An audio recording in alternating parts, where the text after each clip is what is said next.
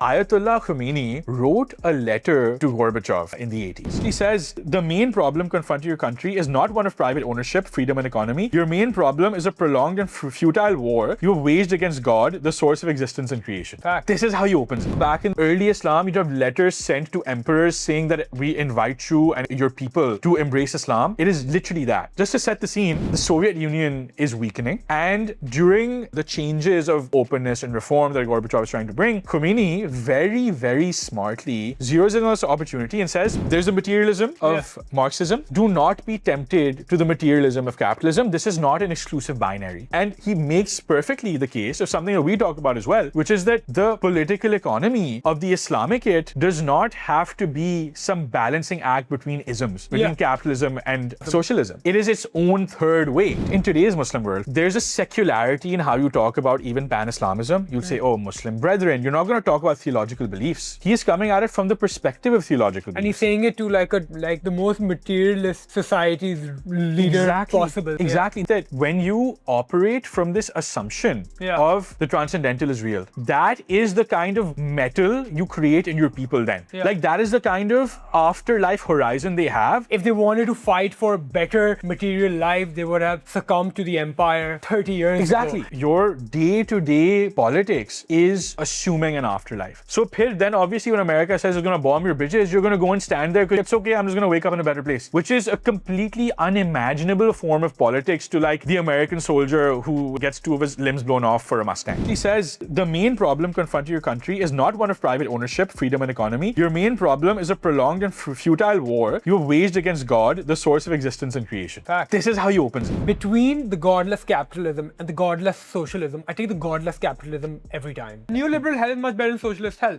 I'm in this nihilistic hell and I can't even have fun. You don't even have reals in socialism. You don't have reals in socialism. And I think that unironically what you've painted out is like Qaeda-e-Azam's like calculation and like opting for America as opposed to the Soviet Union in 1947. Neither of these guys believe in anything. They only believe in this material world. Empire state building versus grey Soviet communist bloc. Disgusting brutalist architecture.